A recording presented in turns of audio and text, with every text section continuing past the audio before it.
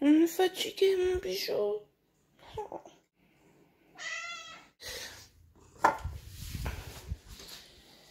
Bon, ben, toujours pas de chaton. On commence à se poser des questions, puisqu'en fait, Romy, elle a débarqué dans nos vies le 19 novembre. Et elle était plutôt mince. Et juste au niveau du ventre, ça faisait une petite boule arrondie. Sauf que normalement, une gestation, pour que ce soit visible à l'œil nu, c'est que il faut que ce soit au moins la 3e semaine. Donc si elle avait déjà 3 semaines de gestation, en gros, sachant qu'une gestation, la moyenne c'est 65 jours, bah, elle aurait dû nous les pondre là en fin de semaine. Bon, toujours rien. Et surtout, en fait, juste avant le début du travail de la mise bas et tout, normalement il doit y avoir un peu de lait qui coule des tétines, parce que normalement les petits, une fois qu'ils naissent, ils vont tout de suite téter la maman. Donc il y a déjà du lait qui commence à être prêt déjà avant l'arrivée des petits, et là rien du tout. Alors elle a le comportement des fois d'aller farfouiller partout, etc. Bah, comme hier soir, il y a des moments, voilà, elle va faire une exploration, aller chercher des raccoins et tout. Là en ce moment elle dort dans une caisse en plastique. C'était pas du tout prévu, hein, celle qui a choisi, c'est toujours elle qui décide. Et voilà, là on a toujours rien. Alors ça paraît quand même assez improbable qu'elle était à seulement 1 ou 2 semaines de gestation quand on l'a eu et que ça se voyait déjà. Donc je le sais pas du tout. Là on attend que la miss elle mange. Puis après on va aller ouvrir les poulettes dehors. Donc là, il commence à faire un peu trop jour. Donc je vais aller juste ouvrir les 2 poulettes. Enfin, les 2 poulettes et les 4 jeunes poules. Comme ça, les 2 poulettes, elles ne seront pas trop attaquées en attendant mon arrivée. Puis après, on ira s'occuper de tout le monde avec Romy. Je vais essayer d'être discrète pour ouvrir les poulettes, mais pas que les poules s'excitent de trop en attendant tout à l'heure. Alors, allez, on y va.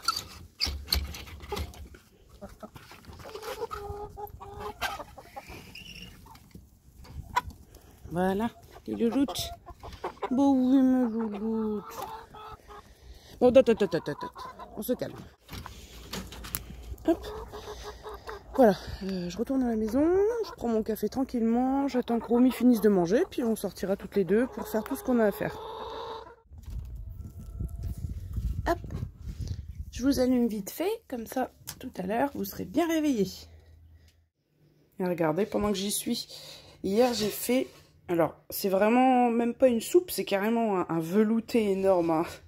C'est même un tout petit peu à diluer pour le manger. J'ai fait une énorme soupe à citrouille plus une purée de citrouille hier soir. Et c'était mon énorme courge du Mexique. Celle-ci que vous voyez sur la photo. Elle était énorme et puis ça m'a fait vraiment un saladier. Gros saladier, plus un bol encore en complément. Donc je crois que j'ai dû mettre 1 heure hein, à dépicheter tout ça. Je l'ai faite en tronçons, je l'ai coupé en tronçons que j'ai épluché chaque tronçon puis après en petits cubes. Et puis il fallait aussi que je fasse attention sur la partie arrondie, la partie centrale, de ne pas abîmer les graines. Les graines qui sont ici. Du coup niveau graines, j'ai toutes les variétés, j'ai ma Goutor, je crois que c'est le premier que j'avais fait. Après j'avais fait Uchiki Curry, la Butternut et la courge du Mexique. Et d'ailleurs dans la famille Argyrosperma, donc ça c'est la courge du Mexique. Est-ce que je tente une autre variété que j'avais vue chez Cocopelli, bon je ne sais plus le nom, je sais pas, ça sera à voir. C'est vrai que courge du Mexique, il y en a pas beaucoup, mais elles sont énormes. Bon, je préfère en avoir peut-être plus et qu'elles soient plus petites, parce que pour ceux qui n'avaient pas suivi, je fais de la Cucurbita Pepo, Maxima, Mochata et Argyrosperma, comme ça il n'y a pas d'hybridation. C'est pour ça que j'ai choisi ces 4 variétés-là. Allez, bichette!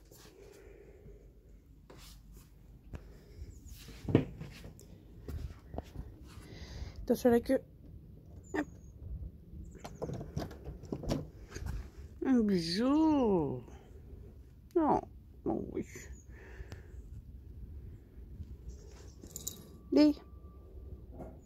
Allez, on se motive. Elle a encore chopé un campagnol cette semaine. Bah toutes les semaines. Elle en est à son 3e.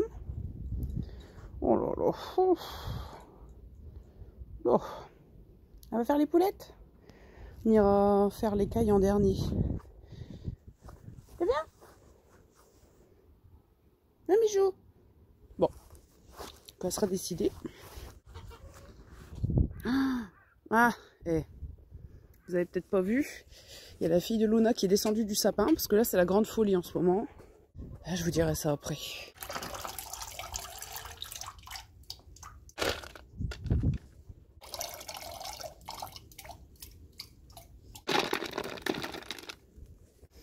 Alors pour les mangeoires, toujours pareil.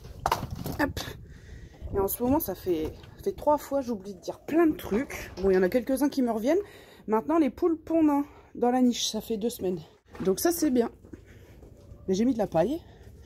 Puis ça a l'air de bien leur plaire. Ben, en fait, ça avait commencé quand l'ancien poulailler n'était plus disponible à cause des poulettes qui étaient enfermées. Elles sont enfin décidées à sauter le pas et à pondre dedans. Allez les miss! Ah oui, mais vous, ça va être compliqué, hein? Bah oui, elles vont pas vouloir, hein. Bon, j'arrive avec les mangeoires, de toute façon. Bah alors? Qu'est-ce que tu nous fais? Un bijoute?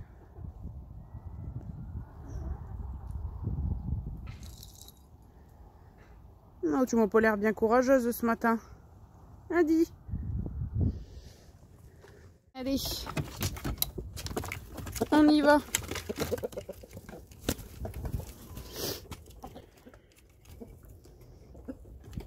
Zou.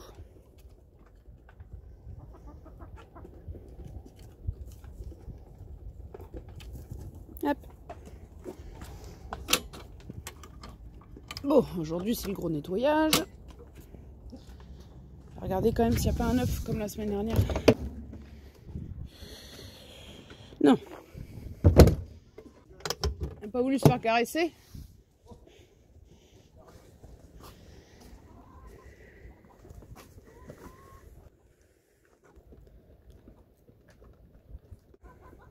Ça va les bijoutes?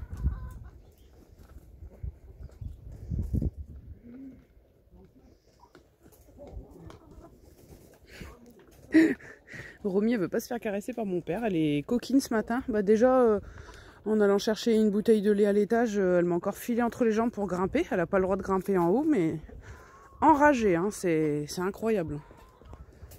Têtue. Ah, il y a Nounoute qui a couru pour aller pondre.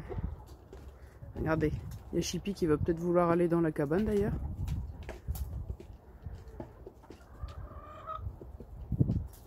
C'est bien maintenant qu'elle y aille, hein. Franchement, non? C'est pas trop?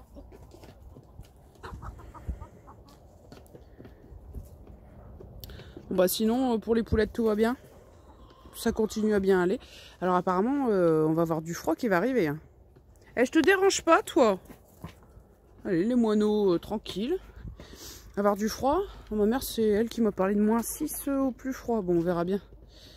Mais c'est vrai que là, jusqu'alors, on n'avait pas eu trop de grand froid. Hein. Ça avait commencé mi-octobre. On avait eu à nouveau une gelée assez forte à -5 à l'abri. Et puis après, on n'a plus eu grand-chose. Donc, on verra bien. Surtout pour les abreuvoirs, que c'est un peu gênant. Bon. Je vais ramener un par un parce que j'ai qu'une main de dispo.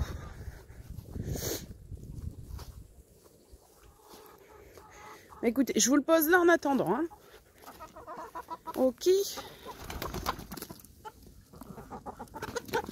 Mais ça va pas, non?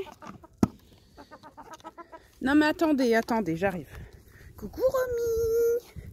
Alors coquine. Coquine. Oh, t'es une coquine. Oh, oh, oh, oh.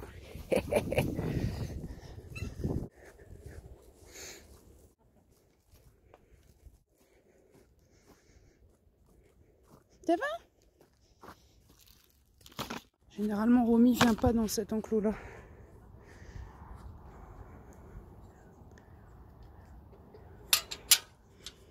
Bah alors? Oui? Je vais vous le replacer, hein.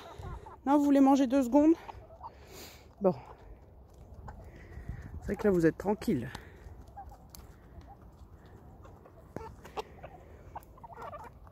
Donc le soir, là, une nuit sur 2, elles vont coucher toutes seules. Je pense que ça dépend si elles vont coucher avant tout le monde et qu'elles vont directement au fond de la cabane. Sinon, bah, généralement, elles se mettent à deux, le long du grillage là, dans un coin. Enfin, dans un coin, c'est même pas un coin, hein. Se calent comme ça, puis on les prend pour les rentrer.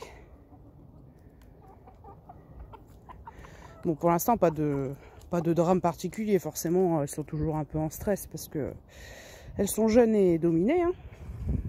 Ça va, Romy? Tu voudrais rentrer quand même? Je t'ai jamais vu là. Pas trop, quoi. Si? Tu te méfies? Ouais. Hein. Elle se méfie plus des jeunes poules. Bon, allez. Je vais les placer comme il faut, les mangeoires. Et venez. Je mets la petite dans la cabane. Bon là aujourd'hui il va peut-être pas pleuvoir, mais je cherche à les mettre à l'abri parce que je me dis la petite, comme ça, si les poulettes viennent manger, qu'elles sont mal prises, elles ont plus de place pour se sauver sur les côtés. Et celle-ci sous les sapins. Elles nous ont fait des trous là, je vous dis pas. En plus j'avais mis des cendres, elles ont encore plus gratté. Ouais, alors je la mets en dessous celle-ci. Voilà.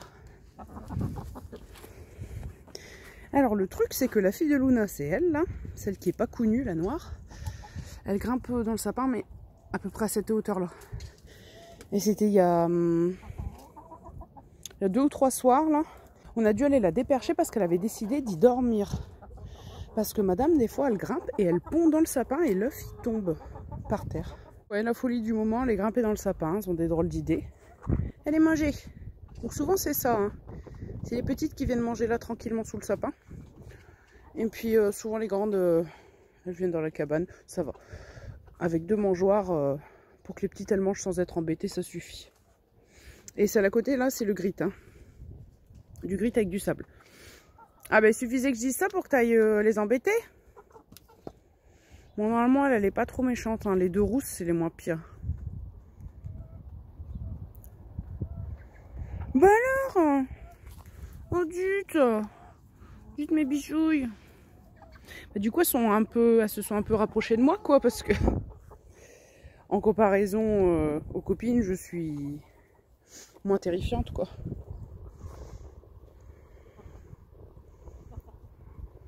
Voilà, après sinon ça se passe relativement bien. Ça va.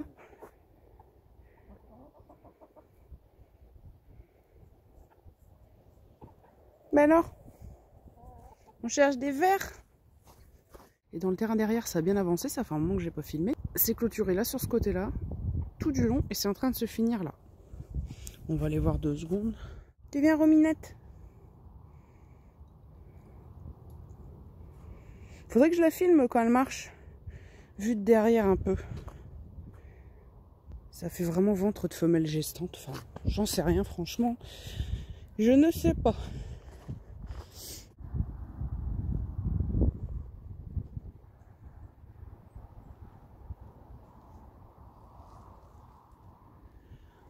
Et puis, terraplanie, malgré la pluie, Faire un petit tour. Hé Romy, tu viens? L'autre jour, elle a voulu passer à travers le grillage. Alors je dis, ben non, fais le tour, passe par la porte. Elle avait sa tête... En fait, elle a passé sa tête par un maillon du grillage, mais elle poussait, forcément, elle ne pouvait pas passer à travers. Hein. Ça... Essayez de pas tomber.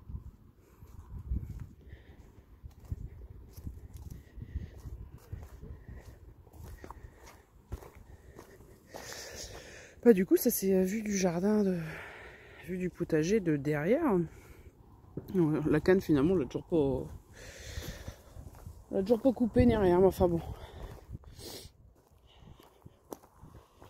Mais alors mes oignons, on les voit de derrière, j'avais oublié de vous le montrer. Oignons, puis là échalotes. Alors après tout ce qui est chou, tout ce que j'avais mis là et tout, bah, ça pousse mais ça reste petit. Hein. On verra vers le printemps ce que ça donne. Alors Rominoute! Oh là là! Qu'est-ce que tu fais? Donc là ici, on a un portillon. Comme ça, quand on taille tous les bords de la propriété, on peut rentrer ici directement pour continuer de tailler. Ben là, par exemple, le haut du grillage, il m'arrive à mon oreille. À peu près. Donc ouais, il a fallu bien aplanir. Il y a eu des souches qu'il a fallu entailler, tout ça. Enfin, mon père a bien bossé là. Là ici, c'était le point sensible. Hein. Parce qu'il y a des souches comme ça, même avec une petite grue, c'est pas possible de les enlever. C'est des mastodontes. Donc ça a été taillé pour que le grillage passe bien là.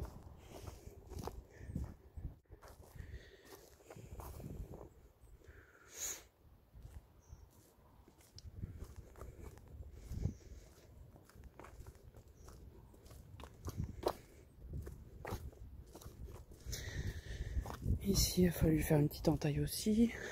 J'ai eu celle-ci aussi. Qui posait problème.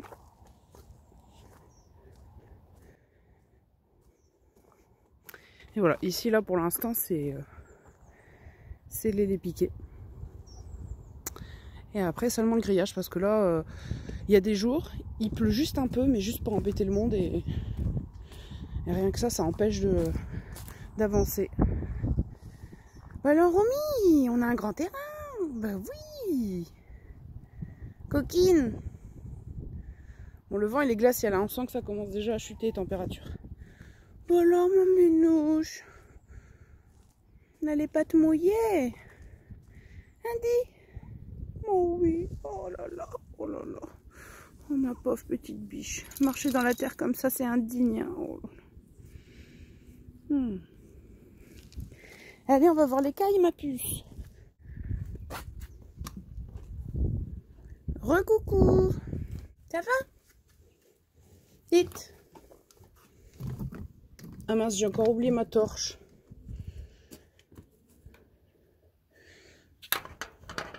Attendez. Je vais essayer de rentrer. Oh, j'ai un œuf dans le coin. 2. Eh ben dis donc. Bien sûr, j'en ai déjà ramassé 2. C'est bien. Hop. 2 œufs. Je rappelle, il y a 4 femelles hein, en âge de pondre. Mais c'est bien ça. Vite. Un petit coq.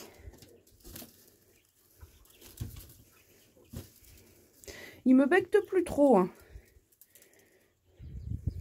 D'habitude, je tendais mon doigt, il me bectait, mais là, ça va. Allez. Il m'a refait le coup d'avoir un petit peu de mousse à son œil en début de semaine, puis après, ça a été, il l'a plus refait. Je me demande des fois si c'est pas de la poussière, simplement, qui serait un peu sensible à ça. Bah alors, tout ce beau monde, ça grandit, hein. Alors, les 2 cailles Isabelle qui viennent pas de ma génétique, ce sont ces 2-là. Ils sont quasiment à la même taille hein, que les autres. Hein. Une semaine de plus et on y est presque. Donc du coup, j'ai fait un marquage au niveau de l'aile droite. J'ai coupé certaines plumes pour les reconnaître. Parce que franchement, après tous ces efforts, ça serait dommage de confondre. Hein. Allez, bicounet.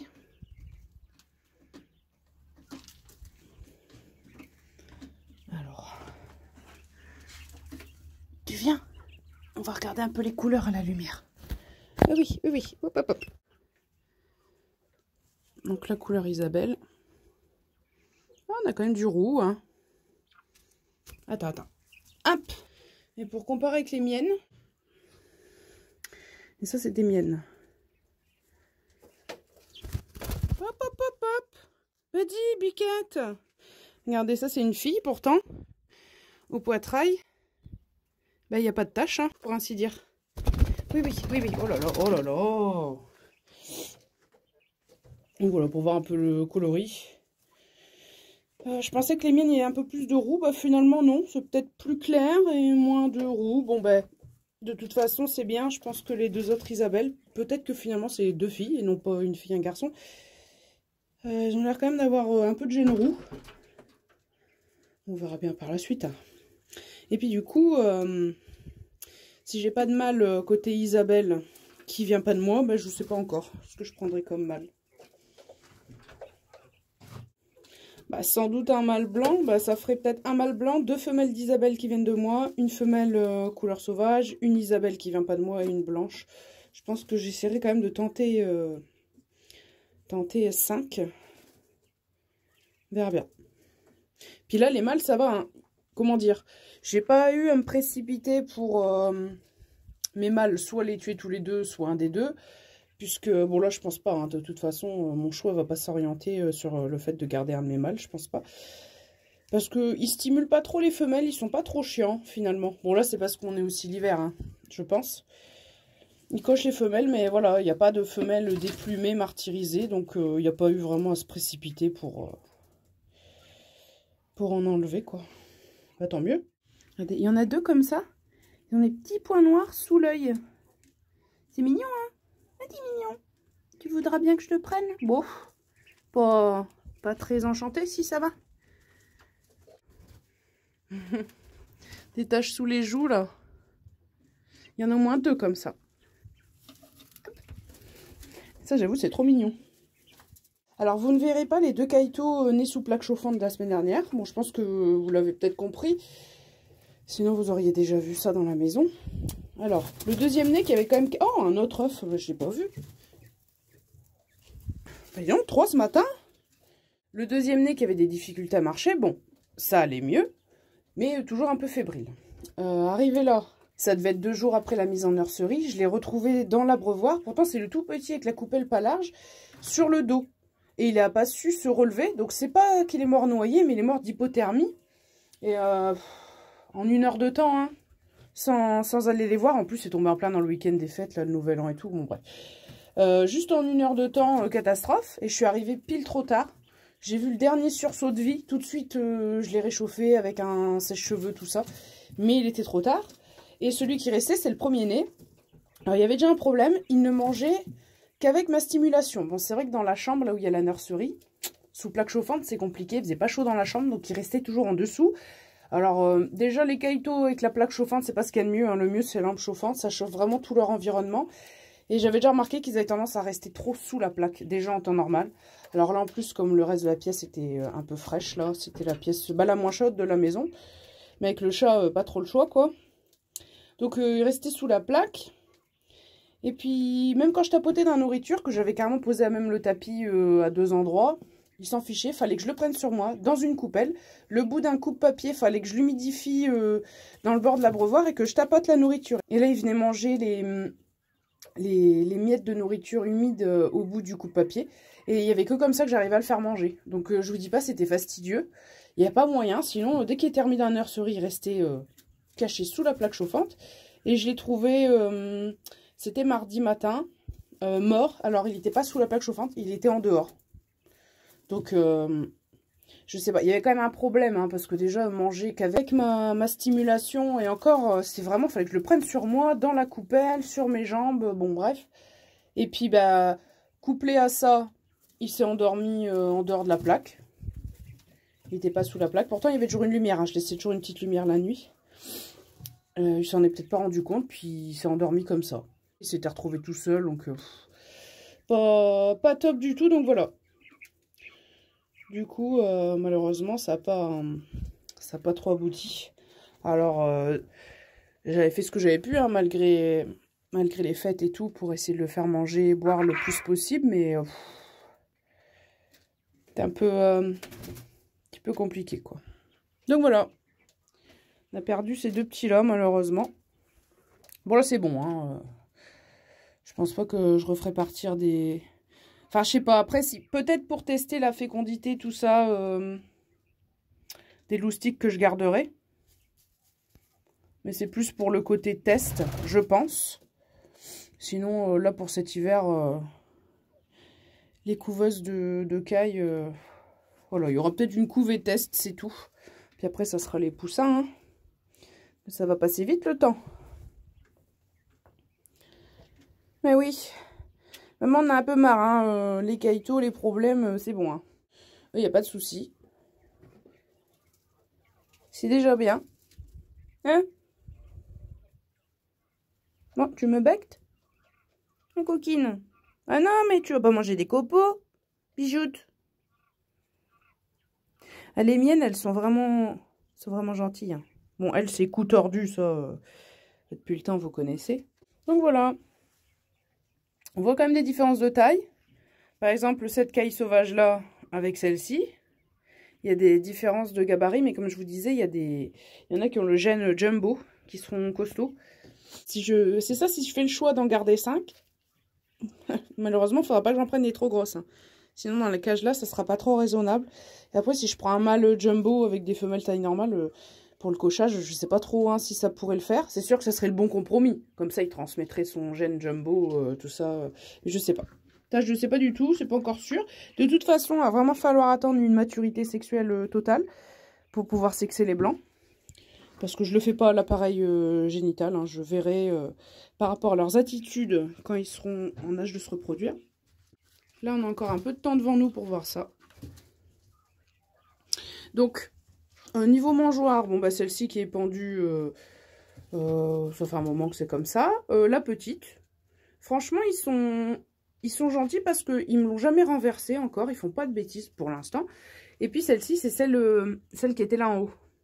Comme ça, les cailles que je garderai sont déjà habituées à manger dedans. Donc, c'est bien. Il y a 3 points de ravitaillement. Il n'y a pas de dispute pour manger. Ça convient à tout le monde. Puis, l'abreuvoir commun. Et puis le petit coq, il mange à toutes les mangeoires, il n'y a pas de souci pour lui. Il s'adapte. Il trouve un moyen pour se caler au niveau de sa patte et puis c'est bon. Alors Romy, t'es là mon bijou. Oui. Oh oui, mon bébé. Oh oui. Donc j'avais oublié de dire, c'était pas la fois dernière mais la fois d'avant, j'avais oublié de reparler de sa patte. Au début, elle avait une boiterie patte arrière gauche et après c'était patte arrière droite. Et sur le bout de la patte, sur le dessus, elle avait eu un bobo. Et au bout d'une semaine de désinfection, etc., parce qu'au début c'était super sensible, hein, je pouvais à peine y toucher, ben, madame a remarché, donc elle a dû se coincer, elle avait dû se coincer le bout de la patte. Bah elle veut déjà rentrer là. Oui. Bon oui. Eh tu viens? Eh viens. Bon ben, à plus.